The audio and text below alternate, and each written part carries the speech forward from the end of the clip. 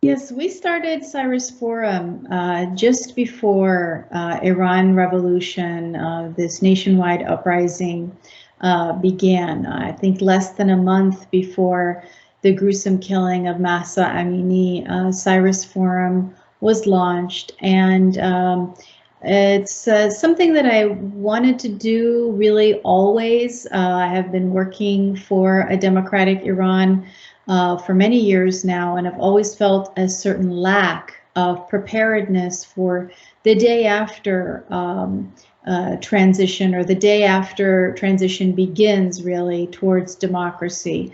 So a lot of focus is on getting to the point of regime change, and I've worked on that myself, co-founded and co-directed a project called Tavana, which is focused on civic education and civil society capacity building.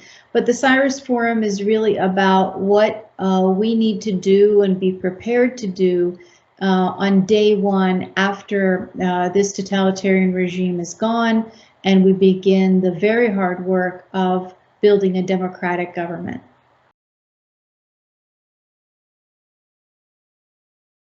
Well, for a lot of people, this was a long time coming. For people who have been really immersed in the struggles for human rights, for democracy, who are close to political prisoners, who know about the pain and anguish of families who've had their loved ones killed by this regime, there was no doubt in our hearts, nor in our minds, that people in Iran deeply detest this regime. I know that President Bush understood this, felt it in his bones, that no people ever wants to be oppressed.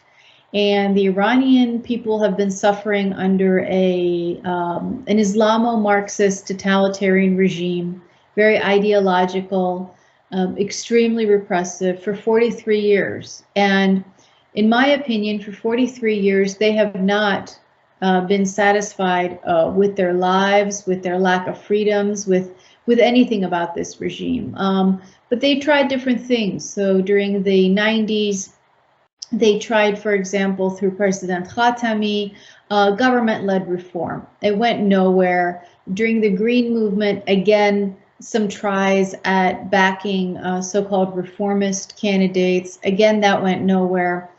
And it's really fair to say that Iranians of all worldviews, lifestyles, political pasts are confronted with a basic truth, and that is that this regime can never be one that delivers. It's not just that it can't deliver freedom, it can't deliver anything that a human needs. It can't deliver water, it can't deliver clean air, it can't deliver an economy so that people can put food on the table. Even the most educated Iranians can't feed their families.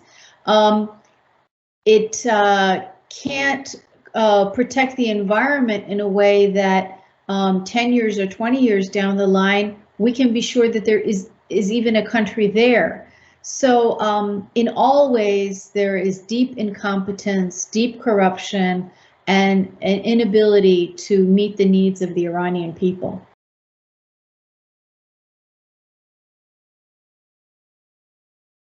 I would like the American people and people in the world to know that the Iranian people you see on the streets, the girls, the women, the men who are standing strong behind them, are no different from the girls and the women in your lives. They have ambitions, they have desires, they have hopes, and they know that they can't achieve any of them so long as a brutal totalitarian regime rules over them.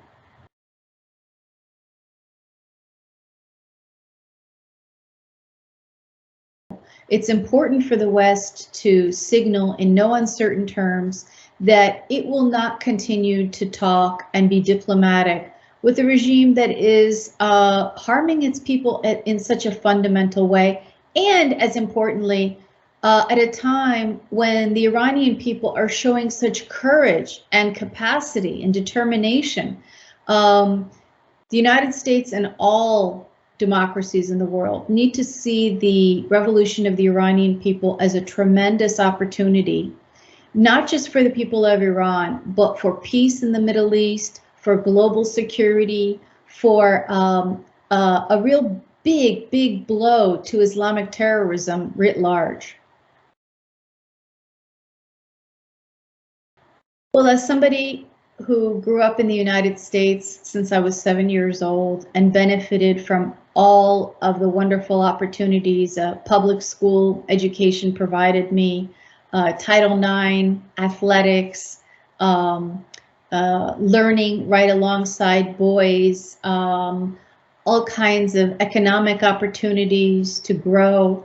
I want the same thing for my Iranian compatriots, particularly the girls and women back home in Iran. I want them to be no different, treated no differently than boys, to dress as they choose. Right now, little girls, when they go to kindergarten or first grade, have to have a very tight hijab on their head all day long.